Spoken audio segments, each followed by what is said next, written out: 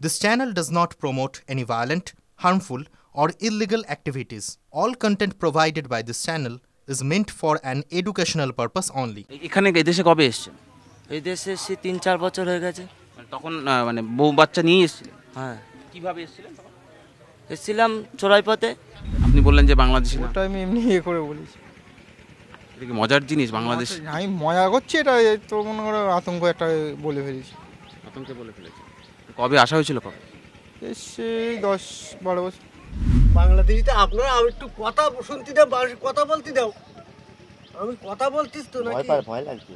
দাও দি। জোরে বলছে। ভয় কিসের ভয় নাকি আমি বললাম না আমরা সারেন্ডার হয়ে চলে যাচ্ছি, তা কিসের ভয়?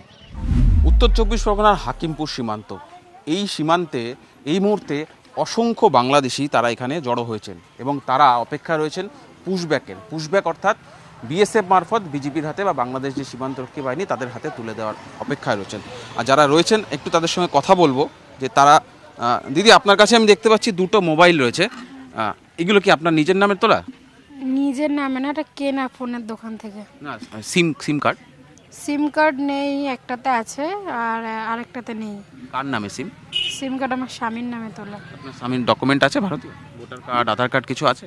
আধার কার্ড ছিল কিন্তু ভোটার কিছু নেই। আধার কার্ড ছিল? আধার কার্ড ছিল। একটু দেখাতে পারবেন? সেগুলো নেই এখন। এখানে কি করে নিয়ে আসবো সেগুলো? আধার কার্ড থাকলে তো আপনি ভারতীয়, তাহলে আপনি কেন বাংলাদেশ যাবেন? আমি ভারতীয় না, আমার স্বামীর আধার কার্ড অনেক আগেকার। আধার কার্ড জবিকারই হোক, আগে বাড়িতে গেছিল, লোকের কাছ থেকে তোলা ছিল। হ্যাঁ লোকের কাছ থেকে তোলা ছিল। দাঁড়ান কথা বলি। আপনার আধার কার্ড কবে তৈরি করেছেন? তৈরি করা নেই, এমনি লোকের কাছ থেকে সিম তোলা। না, আধার কার্ড আপনার স্ত্রী বলছে। হ্যাঁ, ওটা স্কুল থেকে করে দিয়েছিল অ্যাকচুয়ালি তখন। আধার কার্ড ছিল তো? হ্যাঁ, আধার কার্ড ছিল। আধার কার্ড যদি থাকে আপনি তাহলে কেন যাবেন? ভোটার কার্ড নেই। আধার কার্ড থাকলে তো আপনি ভোটার কার্ডের জন্য আবেদন। কার্ডের জন্য আধার কার্ড থাকলে তো হবে না তো। কে বানিয়ে দিয়েছিল আধার কার্ড? এটা অনেক আগে তোলা, সিমটা অনেক আগে তোলা। কত বছর? তখন ছোট স্কুলে পড়তো। আচ্ছা, আপনার বাড়ি কোথায়? হ্যাঁ, আমার বাড়ি দেশে। কোথায়? ঘুমাচ্ছিলাম এসে আমাদের। কোথায় বাংলাদেশে? এমন পাগল বাংলাদেশে বাড়ি। কোথায় বাংলাদেশে বাড়ি? পুরো ম্যাট পাগল তুমি।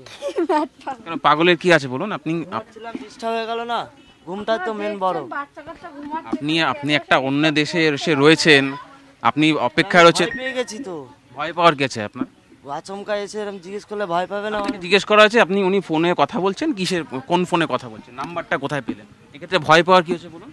ভয় নেই, নাম্বার আছে, সবারই আছে অ্যাকচুয়ালি। আধার কার্ড নেই আপনার, সেটা সবাইকে জিজ্ঞেস করছি। আপনার আধার কার্ড থাকলে দেখান। আপনার আমার কাছে নেই আধার কার্ড। আধার কার্ড না থাকলে তো সিম কার্ড তোলা যায় না দাদা। সিম কার্ড বহুত রকম। আপনি এখানে বাংলাদেশে কোথায় বাড়ি আপনার? আমার বাড়ি যশোর। এখানে এদেশে কবে এসেছেন? এই দেশে এসেছি 3-4 বছর হয়ে গেছে। তখন মানে বউ বাচ্চা নিয়ে এসেছিলেন? হ্যাঁ। কিভাবে এসেছিলেন তখন? এসেছিলাম চোরাই পথে। কত টাকা লাগলো তখন? তা বলতে হবে না, 3 বছরে ক টাকা লেগেছে সব কি করে বল। তার আগে এসেছিলেন কখনো? না না। এখানে এসে কি কাজ করতেন বা থাকতেন কোথায়? পাথরবালির কাজ করতাম। কোথায়? কন্ট্রাকশনে, এয়ারপোর্টে। তো সেখানে আপনার কাছে কোনো ডকুমেন্ট চাইনি বা থাকতেন? না না। টাকা পয়সা, ব্যাংক অ্যাকাউন্ট? না না, সব কিচ্ছু হয়। এই যে এতদিন থাকলে পুলিশ বা কোনো স্থানীয় নেতা কখনো বলেনি যে আপনারা কার্ড তৈরি করে দেবে? কার সাথে কোনোদিন মোকাবেলাই হয়নি, তো কি করে ধরবে? কোনো নথি ছাড়া অন্য দেশে থাকা যায়? যাচ্ছে এখন, চলে যেতে হচ্ছে। যাচ্ছে না এখন, তাই চলে যেতে হচ্ছে। এই যদি এসআইআর না হতো তাহলে কি যেতেন? অবশ্যই থাকতাম। বাড়ি তো যেতেই হবে, নিজের বাড়ি তো ফিরে যেতেই হবে। এই যে যাচ্ছেন, আবার আসবেন কবে বা আসবেন? আর আসা যাবে না, শেষ গল্প। কি নাম আপনার? রাশেদ সর্দার। বাংলাদেশে একই নাম? একই নাম। আপনি যখন আসছেন মনে আছে সেই মানে কিভাবে এসেছিলেন, দালালি কত? একই সাথে এসেছিলাম। বলবো তোমাকে, একই সাথে এসেছিলাম। একই সাথে কত বছর? ওই 3 বছর। এখানে থাকার পর আপনার তো মহিলাদের জন্য এখানে রাজ্যে লক্ষ্মীর ভান্ডার আছেন, পেয়েছেন? না না, আমার কোনো ডকুমেন্টস পেস আমি বানাইনি এখানে। সিমটা অন্য লোকের কাছ থেকে তোলা। সে তার ডকুমেন্ট দিতে হয়েছিল? হ্যাঁ, সে দিয়েছিল। সে এখানকার স্থানীয়, চেনা পরিচয় ছিল, অনেকদিন ছিলাম, তাই তুলে দিয়েছে। আচ্ছা, আপনারা যে ফিরে যাবেন কিভাবে ফিরবেন বিএসএফ এর তরফ থেকে কিছু জানানো হয়েছে? সেটা কি করে সেটা বলবো, জানি না, এখন এই কি বলে ডবল যেতে ভাবে হবে। যাচ্ছি যেভাবে বলবো। আসলাম তো জীবনের প্রথম, বিএসএফ যোগাযোগ করেছে? না না না এখন আসেনি। এখন এখানে এসে কোনো যোগাযোগ হয়নি। আপনার নাম কি দিদি? সুরাইয়া। হ্যাঁ? সুরাইয়া। কোথায়, যশোরে বাড়ি? হ্যাঁ একই জায়গায় বাড়ি। একই জায়গায় বাড়ি। হ্যাঁ। এই যে ফিরে যাচ্ছেন, এই যে 3 বছর এসেছিলেন, আত্মীয় স্বজনের কেউ আসেনি? না না কেউ আমরা আসেনি। একাই। আমরা একাই এসেছিলাম। একে ছেলে নামে? ছেলে ছেলে। কোথায় হয়েছে, এখানে নাকি ওই দেশে? ও বল কিছু তুই। না ওকে তুলো না। বাচ্চাদের কোনো ও কোথায় হয়েছে এখানে? ওখানে হয়েছিল ছোট, যখন 8 মাস বয়স তখন নিয়ে চলে এসেছিলাম। ব্যাস। দাদা পেটের জ্বালায় এসেছিলাম, পেটের জ্বালায় বাড়ি ফিরে যাচ্ছি। আমার তো যা একটাই অসুবিধা, সরকারের কাছে একটাই পেটে, হ্যাঁ আপনি আপনার আবেদনটা বলুন। আপনি আপনার আবেদনটা, আপনি তো পেটের জ্বালায় এসেছেন। আমার আবেদন হচ্ছে আমরা যেন ভালোভাবে বাড়ি পৌঁছতে পারি, একটাই আবেদন সরকারের কাছে, বাচ্চা কাচ্চা যেভাবে নিয়ে যেন দেখতে রাত্রেবেলা যেন পাচ্ছি না থাকতে হয়। না, আপনারা তো পেটের জ্বালায় এসেছিলেন, ওখানে নিশ্চয়ই কাজের অভাব আছে। কাজের অভাব আছে তো, এই যে আপনি আবার ওখানে যাচ্ছেন, কাজ পাবেন কি করে? ওই যেভাবে চলতে হবে, চলতে ভিক্ষা করে হোক, কাজ করে হোক। বাংলাদেশ সরকার অনেক কিছুই করেছে। সেক্ষেত্রে আবার যদি কাজের টান এখানে বা এখান থেকে যদি যারা ছিল তারা যদি ডাকে, সেটা পরবর্তীতে দেখা যাবে, এখন কিছু বলতে পারবো না। পরবর্তীকালেই দেখা যাবে, কি বলবো আর আসার সম্ভাবনা আছে? না আর আসার সম্ভাবনা নেই। কোথায় আপনার, কোথায় থাকতেন, কোথায় চেষ্টা করেছিলেন? আমরা চিনের পার্ক থেকে। কাজ কি করতেন? কাজ ওই মিষ্টির দোকানে কাজ করতাম। হ্যাঁ? মিষ্টির দোকান। মিষ্টির দোকানে। তো কতদিন আগে আসা? 6 বছর প্লাস। 6 বছর। তো লোকালি কেউ বলেনি যে আপনি বাংলাদেশে ফিরে যান? তখন কেউ বলেনি, এই রিসেন্টলি কিছুদিন বলছে। তো এখানে আসার পর কোনো কাগজপত্র বানিয়েছিলেন? মানে না, এখানে কাগজপত্র বানায়নি। আমি যে দোকানে কাজ করতাম ওই দোকানদারের বাড়িতেই থাকতাম। তো মাইনে দিত তো? হ্যাঁ মাইনে দিত। কত টাকা মাইনে? 9,000 টাকা প্রথম মাইনে দিত, তারপর 12,000 টাকা দিত। সে টাকা কি অ্যাকাউন্টে দিত? না না, অ্যাকাউন্টে ক্যাশ টাকা দিয়ে দিত, প্রতিদিনের টাকা প্রতিদিন দিয়ে দিত। এই যে এখন ফিরে যাবেন, কিভাবে যাবেন, কি পরিস্থিতি হবে? আমরা এখানে এসে মানে যত লোকজন এসেছি সবাই বিএসএফের কাছে বলবো যে আমরা বাংলাদেশ থেকে এসেছিলাম অনেক আগে, কাজ কামের জন্য এসেছিলাম, আমাদের এখন বাংলাদেশে ফিরে যেতে চাই। তারপর ওনারা যে প্রসেসটা বলে সেই প্রসেসটা আমরা। বাংলাদেশে কোথায় বাড়ি? খুলনা জেলা। তো এখানে এসে কি কাজের আশায় এসেছিলেন? হ্যাঁ কাজের আশায়। তো এই যে এখন ফিরে যেতে হচ্ছে, এবার কি করবেন? এখন ওখানে যে কোনো একটা কর্মসংস্থান বের করতে হবে। 6 বছর আগে কিভাবে এসেছিলেন মনে আছে? আবার বড়া টপকে এসেছিলাম রাত্রেবেলা, রাত অন্ধকারে।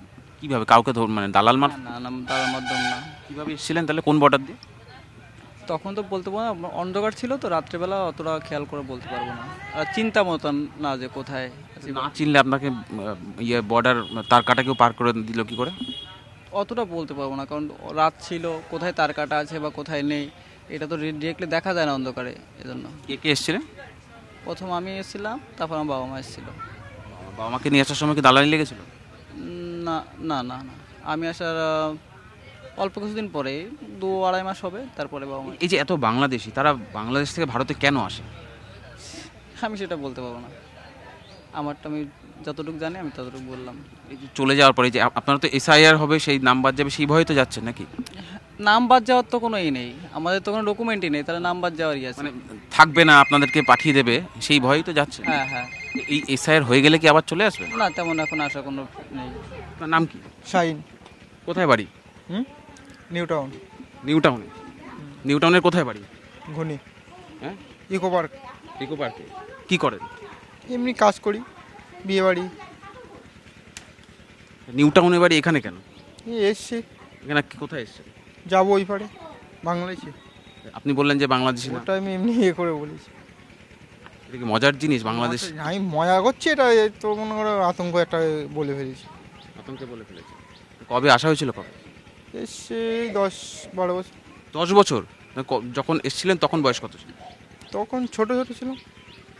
তো এসেছিলেন কিভাবে? দালাল হিসাবে এসেছিল। কত নেয় দালাল? কত নাই, ছোট থেকে এসছি। এখন এখানে তো বিয়ে করেছেন, বউ ছেলে হয়েছিল? হ্যাঁ বউ আছে, ছোটবেলায় এসছি এখানে, বউটু সব আছে। মানে বউ নিয়ে এসেছিলেন তখন?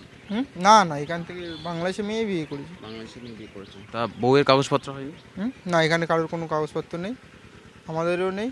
তো বউকে লক্ষ্মীর ভান্ডার বা ভোটার কার্ড কোনো কিছু নেই, কোনো কিছু নেই। চেষ্টাও করেন না, আমরা বাইরে থেকে এসেছি, এখন এই চেষ্টা করে কোনো কিছু হবে আমাদের?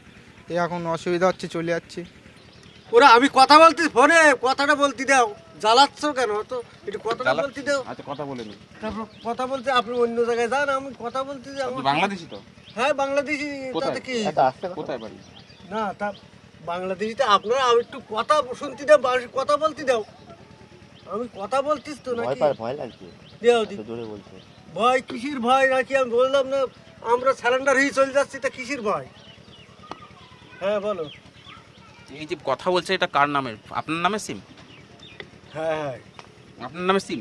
হ্যাঁ ভারতীয় সিম? ভারতীয় সিম ছাড়া এখানে কি চলে? তাহলে আপনার তো তাহলে ভারতীয় ডকুমেন্ট আছে? হ্যাঁ আছে। কি আছে ডকুমেন্ট?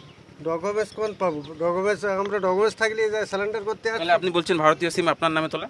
ভারতীয় সিম ওই ওখানে যেখানে থাকতাম ওখানকার মালিকের নামে তো। আর সেটা আপনার নাম তো না। কোথায় থাকতেন?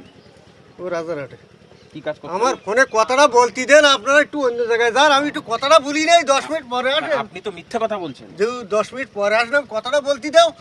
এই সীমান্তের ওপারে চলে যাওয়ার পর যারা রয়েছেন এখানে, তারা ওপারে চলে যাওয়ার পর বিএসএফের যে অফিসার, বিজিবির যে অফিসার র্যাঙ্কের অফিসারের কাছে তাদেরকে হ্যান্ডওভার করবেন। তার নাম, পরিচয়, রেজিগনেশন উল্লেখ করতে হবে স্বরাষ্ট্র মন্ত্রকে পাঠানো রিপোর্টে। এবং সেই হ্যান্ডওভার প্রসেস হয়ে যাওয়ার পর, হস্তান্তর প্রক্রিয়া হয়ে যাওয়ার পর স্থানীয় প্রশাসন অর্থাৎ এ রাজ্যের যে স্থানীয় প্রশাসন তাদেরকে জানাতে হবে, স্থানীয় থানাকে জানাতে হবে এবং স্বরাষ্ট্রমন্ত্রকে রিপোর্ট দিতে হবে যে কোন বিএসএফের অফিসার বিজিবির কোন অফিসারের কাছে কতজনকে তুলে দিচ্ছে, তাদের বিস্তারিত একটা রিপোর্ট পাঠাতে হবে। এবং এই যে জায়গায় রয়েছে আমরা হাকিমপুরে, এখানে যারা রয়েছেন তারা কিন্তু অপেক্ষায় রয়েছেন, গত 2 রাত ধরে অপেক্ষায় রয়েছেন তারা দেশে ফিরবেন বলে। তারা কেউ কাজের লক্ষ্যে, কেউ বা পরিবারের টানে তারা বাংলাদেশ থেকে এখানে এসেছিলেন। এবং যখনই বিজিবি এবং বিএসএফের থেকে তাদের যে প্রক্রিয়া, সেই প্রক্রিয়া সম্পন্ন হবে, তারপরেই তাদেরকে বাংলাদেশে পাঠানো হবে। ক্যামেরা রজতের সঙ্গে সুজয় পাল, TV9 বাংলা, হাকিমপুর।